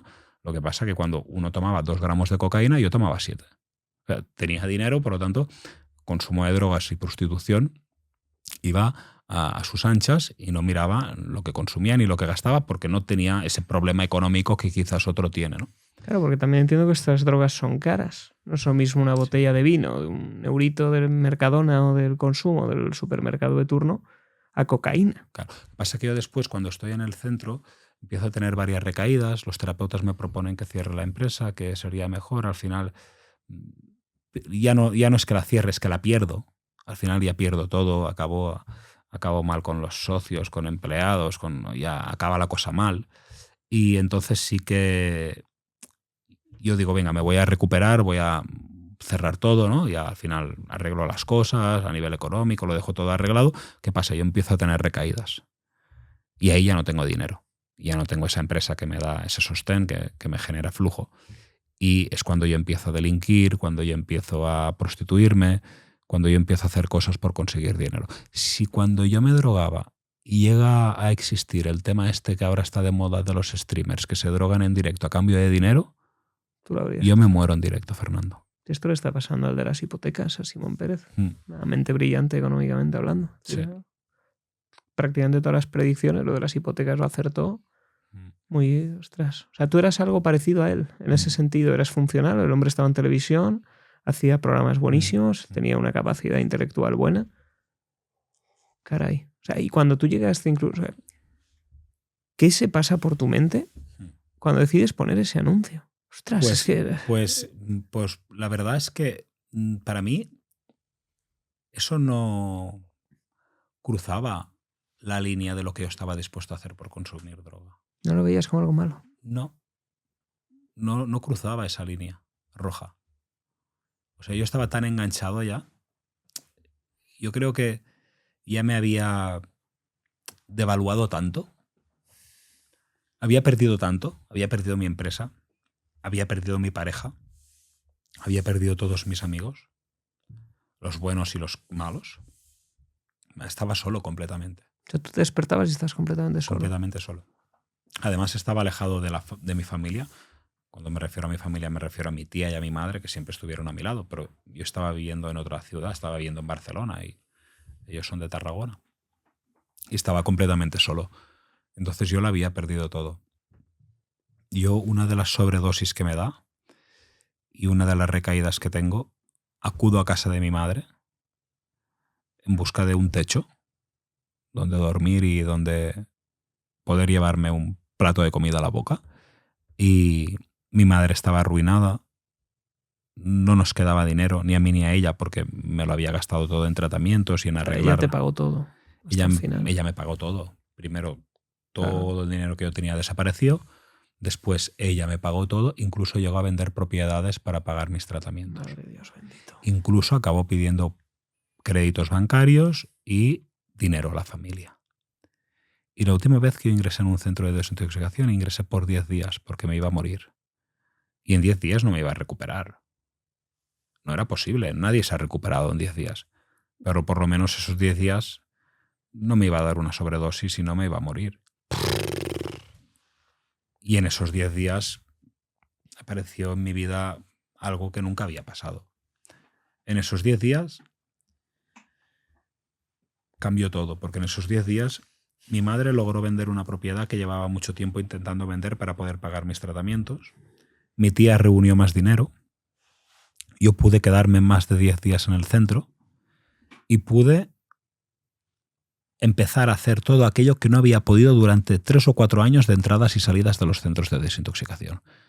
Pude seguir las normas, las pautas, lo que me decían los terapeutas que tenía que hacer. Les pude hacer caso en todo y me recuperé. Me formé como terapeuta especialista en adicciones y me quedé trabajando allí. Y aquel último intento me salvó la vida. ¿Qué cambió? Mira, fue Dios. Yo cuando llegué a aquella clínica de desintoxicación me quería morir. no quería vivir. Yo pensaba que cualquier día me iba a suicidar. Luis, me voy a despertar un día por la mañana y me voy a tirar por una ventana. Y ya está. Y me puse en el suelo cuando llegué allí y le supliqué a Dios que por favor que fuera la última vez que ingresaba en un centro de desintoxicación. Que me quería recuperar, que tenía que ser la última vez, que no podía más, que iba a hacer todo lo que me dijeran. Le supliqué ayuda a Dios. Unas semanas antes había ido a Montserrat a ver a la Virgen de la Moreneta, que yo nunca había ido a ver nada de esto, ni creía en nada. Y fui con una chica que me acompañó y me dijo, Luis, pide un deseo. Y yo le pedí a la Virgen de la Moreneta que por favor me ayudara a que la droga desapareciera de mi vida. Y le prometí que si yo no volvía a drogarme, que iría a verla cada año. Y que cogía ese compromiso. Y nunca más he vuelto a recaer. Para mí, Dios está en mí. Tengo su ayuda. No es algo que pueda enseñarle aquí al público que está ahora con nosotros, pero rendirme de esta manera fue lo que hizo que en mí pudiera entrar todo aquel conocimiento que me daban aquellos profesionales que intentaban ayudarme y que yo no era capaz de aplicar. Aquel punto de inflexión, aquella rendición ante Dios y ante el mundo y ante hacer conmigo lo que os da la gana. Hostia. Fue un descanso, fíjate el suspiro, ¿no? Que aún cuando lo hago es como, ¡buah! Porque muchas veces lo pongo en práctica. Cuando hay cosas del día a día que me preocupan o que me generan presión, pienso, mira, que sea lo que Dios quiera. Y siempre tengo esa ayuda, ¿no? Ese lugar donde queda todo y que sea lo que Él quiera. Y lo que cambió fue eso. Que confié en las personas, confié en aquel equipo de profesionales que me estaba tratando, que me rendí a lo que yo veo, lo que yo creo, lo que yo pienso. Supongo que acepté también que tengo una enfermedad que para superarla tengo que hacerlo como hay que hacerlo, no como a mí me gustaría que hay que hacerlo. Porque una cosa es lo que el adicto quiere y otra cosa es lo que el adicto necesita. Yo como adicto quiero no tener los problemas del adicto, pero poder consumir como una persona que no es adicta. O sea, que si ahora tú y yo salimos de aquí esta tarde, yo pueda tomarme una cerveza. Eso es lo que a mí me gustaría. Pero la realidad es que nunca más en mi vida puedo probar una gota de alcohol. Nunca más. Nunca más. Y esta es mi realidad. Es mi realidad. Es la enfermedad que tengo. ¿Me gustaría tomarme una cerveza? Por supuesto que sí. ¿Me jode no tomármela? No. No es un problema para mí. Lo he aceptado.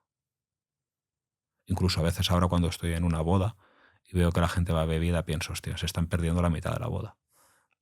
O cuando uno tiene sexo y va consumido, ve mierda de sexo. No lo está disfrutando, no se está enterando de lo que pasa. Yo creo que ahora disfruto mucho más que antes. Ves los dos mundos. Pero he tenido que aceptar muchas cosas y que las cosas no son como nos gustarían, las cosas son como son.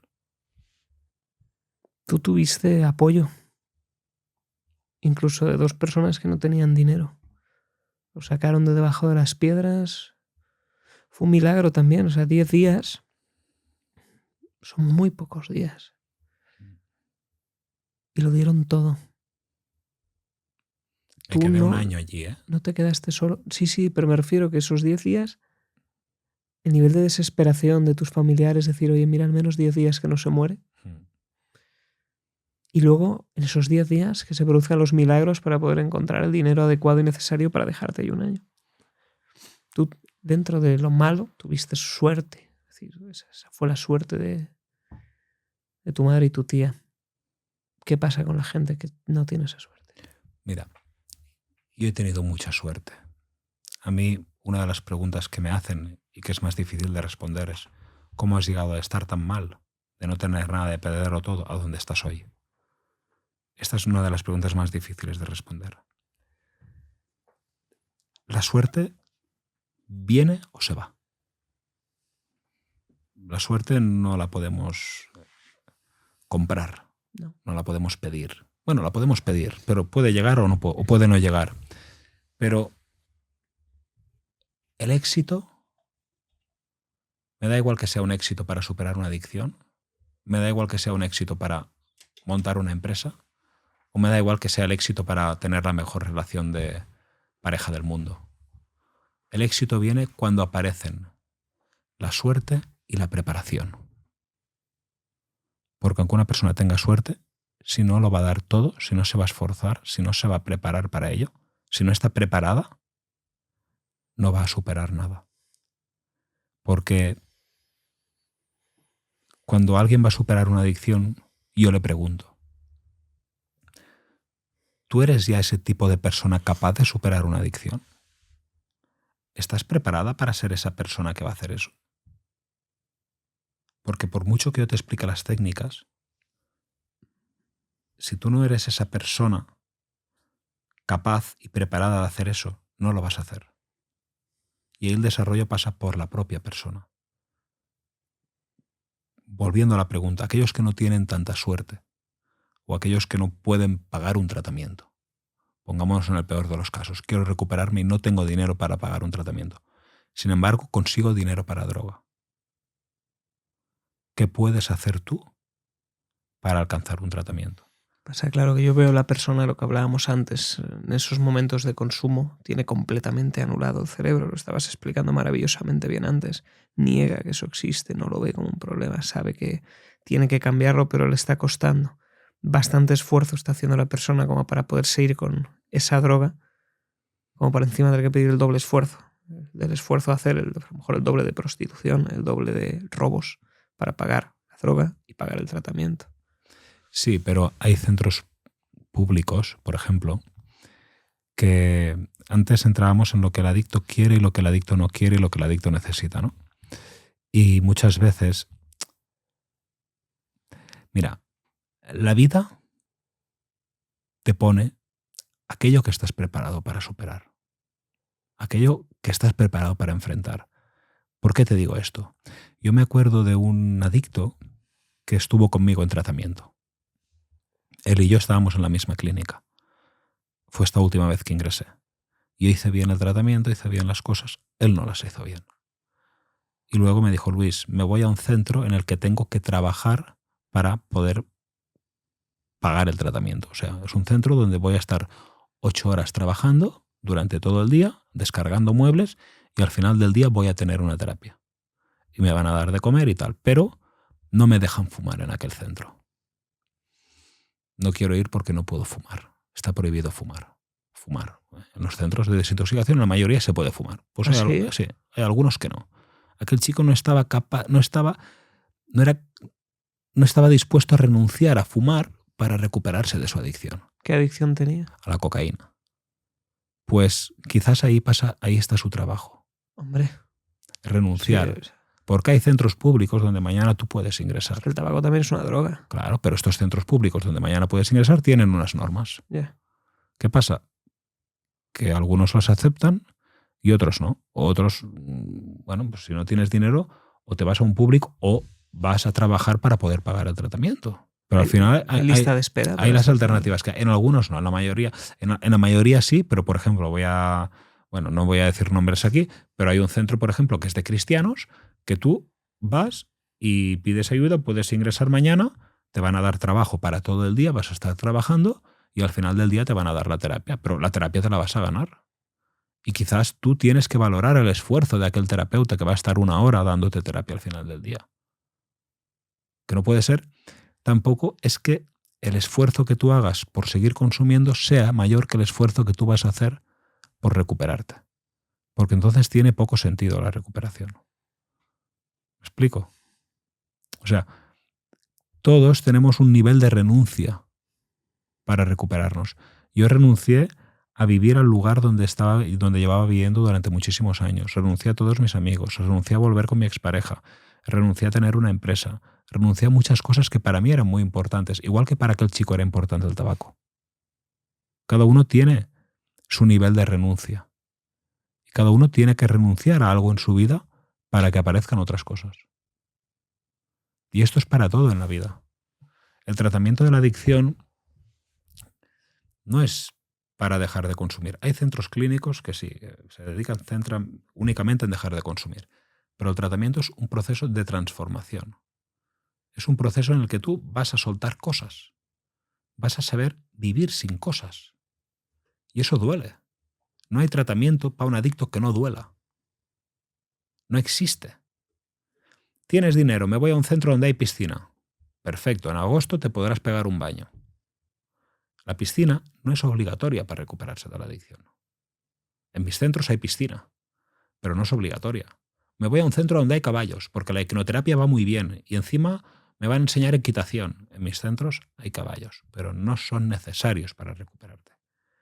Me voy a un centro donde hay gimnasio y monitor por las mañanas, me voy a poner fuerte, voy a salir a correr todas las mañanas y encima a mediodía partida de tenis porque tienen pista de tenis. Todavía. Perfecto, en mis centros hay gimnasio y pista de tenis, pero no son necesarios para recuperarse. Pero ayudan. Me van a dar un masaje todos los viernes por la tarde. No son necesarios, pero relajan. Suena a lugar de 5 estrellas. Claro, son tipos de clínica. No es necesario todo esto. Pero ayuda. Pero ayuda. Porque el deporte al final No te es está ayudando. No es lo mismo una habitación con aire acondicionado que una habitación sin aire acondicionado. No es lo mismo una habitación compartida de 4 que una habitación suite para ti solo con tu baño privado. Es como toda la vida. Pero esas comodidades en los centros de desintoxicación como en un hotel se pagan. No es lo mismo ir a la pensión de Paco, perdóname Paco, pero es... Sí, eso entiéndeme, que hay uno que tiene una pensión, me cago en la leche, justo me menciona a mí. Que ir a un hotel de 5 estrellas, no es lo mismo, ¿no? Entonces, nuestras clínicas son así, pero hay otras completamente válidas y que funcionan y que no tienen estos lujos. ¿El deporte ayuda para superar estas adicciones? Muchísimo. Porque tú estás todo el día con la bici. No, todo el día no, pero un par de horas al día, una horita sí que me pego. Muchísimo. Deporte muchísimo. Me hablabas del Everesting. Sí. ¿Te ibas a subir el Everest ahora con la bici? El Everest no, es un reto que se llama Everesting, que estamos valorando. Bueno, valorando no, porque ya dijimos que lo íbamos a hacer, pero que vamos a entrenar para ello, sí. A mí me gustan los retos y estoy en un momento de mi vida que me muevo por cosas diferentes, quizás desde hace un tiempo hacia aquí. Me dio por ir en bici, ahora me voy a cruzar el desierto, 600 kilómetros en bici, pedaleando por el desierto y caminando. Esto me aporta muchísimo valor a mí, como persona, porque, fíjate, ¿tú sabes que son 600 kilómetros encima de una bici? Con un paisaje que es todo el rato igual. Al final... Ostras, es verdad. Visto así, vaya suplicio. Claro, es cierto, qué agonía. Y he estado 2 años preparándome. Es lo más parecido al desierto que crucé para superar mis adicciones y aquellos 2 años de recuperación que hice. 2 años de preparación para cruzar un desierto. Algo muy parecido a lo que es superar las adicciones. Y he revivido mucho este proceso durante estos 2 años de preparación y muchas horas solo conmigo mismo encima de una bicicleta. Y conectas con muchas emociones, con la tristeza, con el miedo, con el dolor, con la ilusión, con la motivación.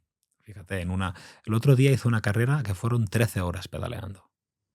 13 horas pedaleando, el estado de ánimo es así. No es plano durante 13 horas. Te empiezan a doler partes del cuerpo que no sabías ni que existían. A partir de las 7 o 8 horas te digo yo que la cosa cambia. El que ha llegado a 4 dice, bueno, a 13, no. Llega a 7 y verás. Bueno, muchos momentos conmigo mismo, muchos momentos de introspección, muchos momentos de superación también. Otro momento de la vida. He cumplido quizás, por decirlo de alguna manera, ¿no?, la ilusión de poder ayudar al mundo superando sus adicciones, de la gente que aún las está sufriendo, con 2 clínicas que son una maravilla porque ayudan a muchísima gente. Ahora estoy con un proyecto de una fundación para poder ayudar a aquellos que no tienen capacidad económica y que esto pues me queda mucho trabajo por delante, un gran recorrido, porque no quiero que a los que no tienen capacidad no les llegue un tratamiento eficaz. Es fácil crear un tratamiento público con pocos recursos, pero que el mismo tratamiento que tenemos en la clínica pueda llegar a las personas que no tengan capacidad económica implica que el Estado tenga que aportar una parte para que puedan haber los mismos números de profesionales por pacientes ingresados, ¿no? Entonces CEUS se divide en dos sectores y el proyecto en el que estoy trabajando es que el otro sector sea una fundación y tener una clínica para ese perfil que no encaja y después tener esa fundación para esas personas que no llegan, ¿no? ¿Por qué? Pues porque esto lo puedo mirar desde dos puntos de vista, ¿no? Yo soy terapeuta especialista en adicciones, pero también soy un empresario. Y esto lo puedo mirar desde el punto de vista de un empresario o lo puedo mirar desde el punto de vista de una persona que se está a punto de morir con las drogas y que gracias a un tratamiento ya está aquí sentada. Y a mí me gustaría que todas las personas pudieran tener la oportunidad que yo he tenido. Y esto pasa por una fundación, ¿no? Una fundación donde uno se pueda recuperar, pero también donde se pueda formar como terapeuta para ayudar a otros que después quieran. Y que el día que yo no esté vivo, que en CEUS se siga recuperando gente. Entonces, desde el punto de vista de aquella persona que he vivido en el infierno, lo que me mueve ahora es esto. En cuanto a CEUS, creo que la institución ha llegado a donde tenía que llegar y hay muchas cosas que quiero cambiar y que quiero que sean diferentes, pero como proyecto y como institución ha llegado donde quería que llegara, ¿no? Entonces creo que ahora ya lo que me mueve, y quizás estas ideas me vienen cuando estoy tantas horas encima de la bici, cuando estoy tanto rato conmigo mismo, que me hago esas preguntas más existenciales de qué hago en el mundo o si estoy haciendo lo correcto, ¿no? Y nunca me había venido a la cabeza, pero ya hace un año hace aquí que ya estoy moviendo cosas y estoy viendo cómo lo hago, sé que lo voy a conseguir. Y bueno, que si algún día yo no estoy, pues se siga recuperando gente en esta institución. Luis, hablando contigo me ha surgido una pregunta que es emocional. Bueno, depende de cómo la enfoques. Has pasado ya por muchos infiernos, muchos desiertos que comentabas. Si pudieras volver atrás y tener a ese Luis de 7, 8, 9 años, que se encontraba en sus primeros infiernos, ¿qué le dirías? Le diría que me cuente lo que le pasa. Que no se calle. Porque callar enferma a las personas. Que llore sin miedo. Que exprese cómo se siente. Que cuando llega al colegio por la mañana le cuente a sus profesores lo que le está pasando en casa para que le puedan comprender. Para que no lo pongan como un ejemplo de lo que no hay que ser, porque no saben por qué ese niño se comporta de esa manera. Porque lo que enferma a las personas es no expresar cómo se sienten. Yo hoy, cuando estoy 13 horas encima de la bici, conecto con emociones que llevan muchos años reprimidas en mí, que nunca me había permitido sentirme. Entonces le diría que si tiene que llorar, que llore, que si tiene que patalear, que patalee, que si tiene que pedir ayuda, que la pida. Es muy difícil, ¿no? Que alguien que esté escuchando pueda quizás entender lo que estoy diciendo, pero... Esto es lo que le diría en aquel momento en el que está sufriendo, ¿no? Pero si le tuviera que dar un consejo, le diría que todo pasa. Que no hay nada que sea para siempre. Ni lo bueno ni lo malo. Que he vivido tormentas en mi vida para después ver un sol que jamás hubiera imaginado que ha existido. Que a mí me ha criticado la misma persona que después ha venido a pedirme una foto. Que a mí me ha dicho que no la misma persona que después ha venido a buscarme. Que aquello que era malo después ha sido bueno, que nada ha sido para siempre, y que hoy, y se lo diría a aquel Luis, le diría, hoy Luis, cuando veo que se acerca a una historia preocupante, ya sé cómo termina. Solo hay que tener paciencia, estar tranquilo, porque todo pasa. Nada es para siempre. Perdí a mi padre y después lo recuperé. Perdí a mi hermana y hoy estoy con ella más que nunca. Yo pasé de ser un desgraciado por haber perdido una de las personas que más quería en mi vida, que era mi hermana, a ser un afortunado por haberla tenido conmigo durante aquellos maravillosos 13 años. Yo tuve una hermana durante 13 años. Hay gente que nunca ha tenido un hermano. Me perdí en las drogas para hoy poder estar conmigo mismo como antes de caer en las drogas no podía estar.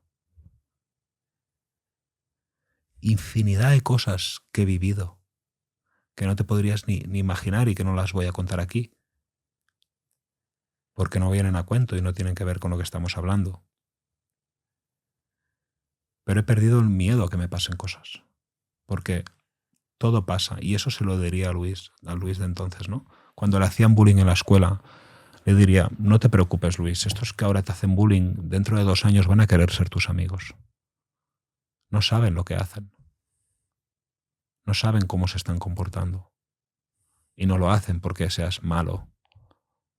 Lo hacen porque eres diferente y estás viviendo unas cosas en casa que ellos no comprenden. Y esas cosas que vives en casa llevan a comportarte de la manera que te comportas. Y por eso resaltas. Y eres diferente del resto. Y le diría que no es malo resaltar. Que no es malo ser diferente. Que no es malo sentirse diferente dentro de un grupo. Que a veces puede ser hasta que tengas alguna habilidad o que seas diferente.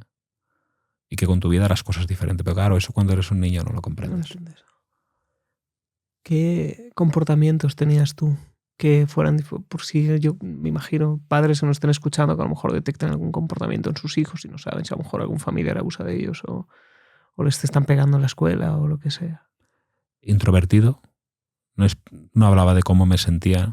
Nada. Pero claro, había alguien que te escuchaba en casa. ¿Qué fue primero, el huevo o la gallina? Mi casa era complicada, pero habrá otras casas donde sí haya un padre, sí haya una madre y quizás también tengan ese hijo. Impulsividad. Baja tolerancia a la frustración. Poca capacidad para respetar los límites o las normas. Son síntomas de que le puede estar pasando algo. También le diría a los padres que no existe el padre perfecto. Intento ponerme en su situación cada vez que entra alguien por la clínica y no tienen un manual de cómo hay que comportarse como padre. Eso no lo tiene nadie. Que muchas veces intentamos darle a los hijos lo que nosotros como padre no hemos tenido. Y que quizás tengamos que respetar ese espacio en el que el niño, el adolescente, el hijo, hace su interpretación de lo que pasa. Y no querer que lo vea todo a través de las gafas que nosotros llevamos puestas. Intentar protegerle de las desgracias y de los problemas de este mundo en el que vivimos, pero que también aprenda a levantarse. Y esto te lo dice alguien que se ha tenido que levantar por cojones, porque si quizás no me hubiera tenido que levantar por cojones, no te lo estaría contando. Seguramente te estaría contando otra cosa. El otro día, yo hablé con una chica que culpaba a su padre de la situación económica que ella tiene, porque su padre tiene una casa que la tiene que vender para que se puedan repartir el dinero entre los hermanos y ella se pueda hacer una casa. ¿Me sigues?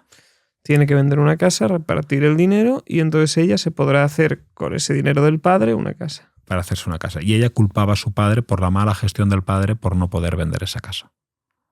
Y yo pensaba, ¿y no sería más fácil que tú te busques la vida y te hagas una casa? Es que tu padre no te debe nada. Correcto. Pero esto te lo puedo decir yo, que he crecido sin padre, que no me han dado nada, que no he tenido nada, ni ningún tipo de ayuda. Pero alguien que toda la vida ha crecido con esa idea de que su padre tiene que protegerle y su padre tiene que dárselo todo hecho en la vida, quizás no lo comprenda. Entonces, yo creo que los extremos, no hay ningún extremo que sea bueno. De hecho, creo que lo más difícil en la vida es encontrar el equilibrio. Y quizás en busca de ese equilibrio tengamos que protegerlo, pero a la vez enseñarse a que se levante y también avisarle, ¿no?, de los problemas que hay en el mundo y de lo que son las drogas. Si estamos hablando de drogas, yo si tuviera un hijo, hostia, muy difícil decirle, nunca te drogues. Complicadísimo. Además, muy probablemente no me haga caso. ¿Tú crees? Dile a tu hijo que nunca en la vida pruebe el alcohol. Precisamente habiendo tú bajado hasta los infiernos para luego recuperarte. Me va a decir, ¿y tú, que has sido el primero de consumirlo? Pero tienes la historia de que lo has querido superar y lo has superado. Ya, pero igual te dice, a mí déjame vivir la mía. Tú solo hiciste caso a un exadicto. Sí. Porque tú viste en él el valor de superarlo y sabías que esta persona conocía el coste de... Pero no era mi padre. Yeah. Era adolescente. Yeah. Muchas veces... Eso que has dicho es toda la verdad. Es verdad. En contra de quién se va a poner es de sus padres. Yeah. Y esto es duro, pero es así. El adolescente llega un momento que para él sus padres son lo peor. Ese momento en el que quiere salir, en el que quiere experimentar, que lo quiere todo ya, que es más impulsivo, forma parte del desarrollo humano. En ese momento no le podré prohibir a mi hijo que pruebe el alcohol. Otra cosa es que él no quiera probarlo, pero yo no se lo podré prohibir. Pero yo sí que le puedo explicar los problemas que el alcohol trae. Y le puedo enseñar, y le puedo decir, mira, esta persona es alcohólica, le ha pasado esto y esto. El alcohol te puede traer este problema, esta enfermedad y esta otra. Y el tabaco te puede causar cáncer de pulmón, te puedes enganchar y te puede pasar no sé qué. Si lo quieres probar, es tu responsabilidad. Pero tú ya sabes lo que eso provoca. Y ahí sí que hay que informar. Y ahí sí que hay que hablar claro. Y hay que documentarse de las drogas que están en el mercado, de lo que hacen las pantallas, de lo que hace el tabaco, de lo que hace el vapor, y poder avisar. Porque el vapor, nadie sabe lo que es el vapor. Un señor de 50, 60 años no sabe lo que es el vapor. Sabe lo que es el tabaco. Pero una máquina que saca humo y que dentro lo que hay es agua y te dicen que está causando enfermedades. Y no sabe lo que es. Bueno, pues si tu hijo está en ese punto, tú como padre puedes informarte de lo que es eso y en función de esa información que tú sacas puedes advertirle y enseñarle, ¿no? Y que luego él tome las decisiones. Pero ahí no estamos ni pasando olímpicamente que él haga lo que quiera, que él experimente y que cuando quiera dejar que lo deje, ni estamos siendo un muro de contención de no hay punto porque yo lo digo porque esto es lo que hay. Porque si no, lo vas a perder. Educar a un niño y no discutirte con él y que acabe haciendo un poco lo que tú quieres y que viva protegido de los males del mundo es complicado. No es fácil. Entonces, la información ahí juega un punto a favor. Y mostrarle esa información con fotos. ¿Te acuerdas lo que te decía de las evidencias con el adicto? Uh-huh. El control del teléfono móvil, por ejemplo. ¿Cómo controlamos que un hijo haga un buen uso del teléfono móvil? Pues habrá que revisarlo. Habrá que revisarlo. ¿Y si hace un mal uso? Habrá que decírselo. ¿Y si sigue haciéndolo? Eso en el manual de padre que tengo yo todavía no ha llegado el capítulo.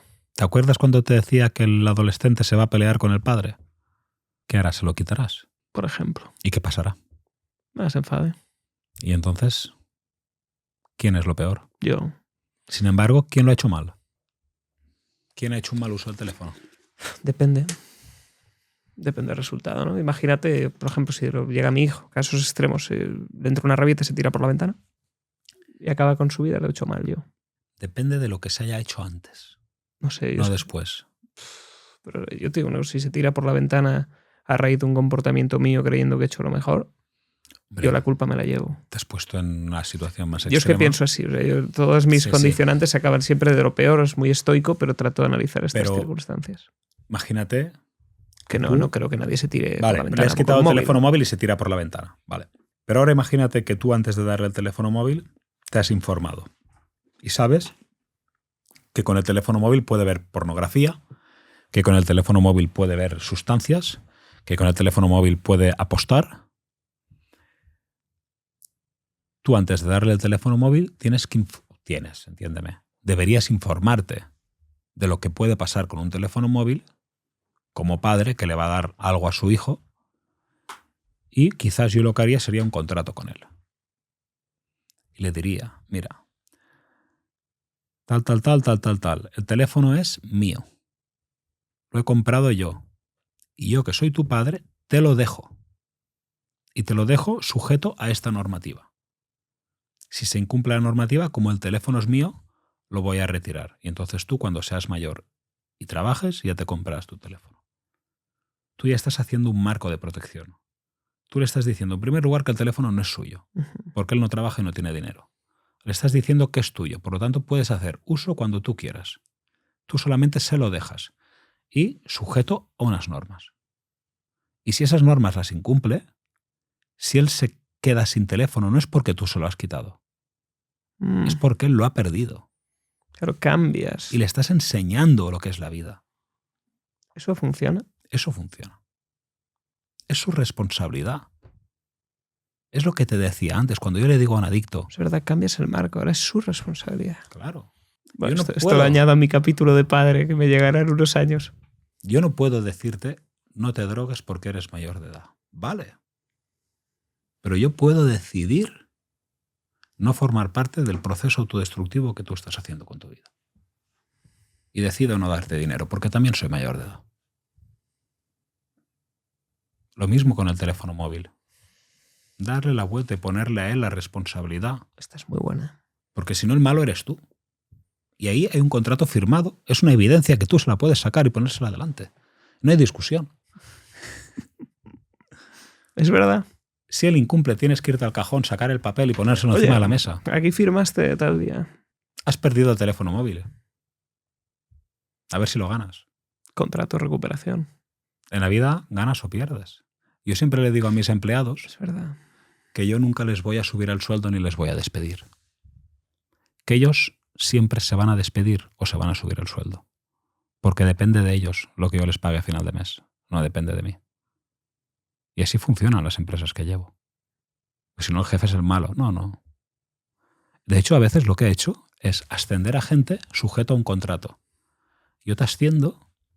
Todo esto lo he sacado de la recuperación que hice para superar mis adicciones. Cuidado. ¿A ti te hicieron firmar contratos de estos? No, pero al final el trabajo con un adicto es... Hostia, te enseña muchas cosas, ¿no? Entonces, cuando yo a veces...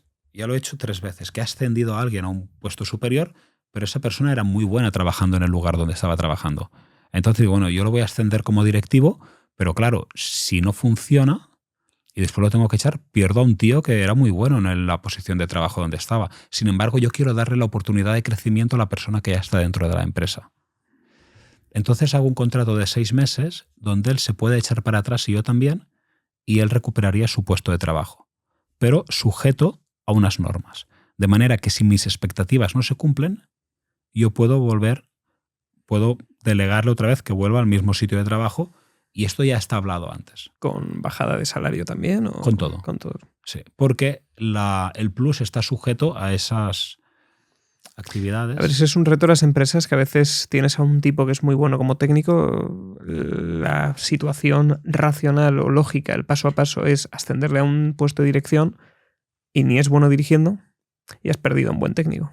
Correcto. Claro, ¿cómo incentivas, cómo premias a este técnico? Y no hablo ni de padres, ni de empresas, ni de adicciones. Hablo de una manera de ser o de una manera de gestionar las cosas que yo aprendí superando mis adicciones. Porque de la superación de mis adicciones nace las empresas que tengo, nace la institución Zeus y nace todo a lo que me dedique y todo lo que hago con mi vida y las cosas que me vayan bien, ¿no? O sea, al final, y las cosas que me van mal las arreglo con las mismas técnicas que arreglé superando mis adicciones. Entonces, lo que hablo yo es de una transformación personal que a mí me gustaría que todo el mundo pueda hacer más allá de dejar las drogas, porque dejar las drogas es... Las drogas son la punta del iceberg. Si tú vas a dejar las drogas pero vas a malvivir, no tiene sentido. Lo importante es aprender a vivir de otra manera, ¿no? Y cuando tú te conviertes en el tipo de persona capaz de superar las drogas, que es la pregunta que habíamos hecho antes, ahí ya no es lo que tienes que hacer, sino cómo tú te posicionas ante lo que tienes que hacer. Que esta frase la dice todo el mundo y parece que está como de manual, pero cojones, es complicado, ¿sabes? O sea, yo no sé si todos los que se sientan y dicen, cuidado cómo te posicionas ante lo que tienes que hacer, han sufrido el infierno de tener que salir de las drogas, no porque yo lo haya pasado peor que los demás, sino porque en realidad cuando tú te ves tan apurado en tu vida y no tienes otro camino y te arrodillas suplicándole a Dios que por favor te arranque las garras de las drogas de dentro de la piel porque no puedes, hostia, ahí aparece una transformación diferente, ¿no? Te rindes y cuando te rindes de esta manera ante Dios y ante el mundo, yo creo que ves las cosas de otra manera. En todo caso, son creencias mías. Yo creo que muy acertadas. Y al final no solo son creencias, sino que es la evidencia de lo que a ti te ha funcionado.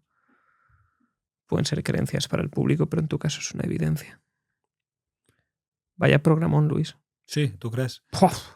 Yo voy hablando según lo que me vas contando. Yo, una de las cosas que me pasa siempre contigo con estas historias, lo hablamos, me hace reír y llorar en las mismas conversaciones. O sea, el mundo del que hablas es tan oscuro, tan siniestro, que a mí me emociona particularmente.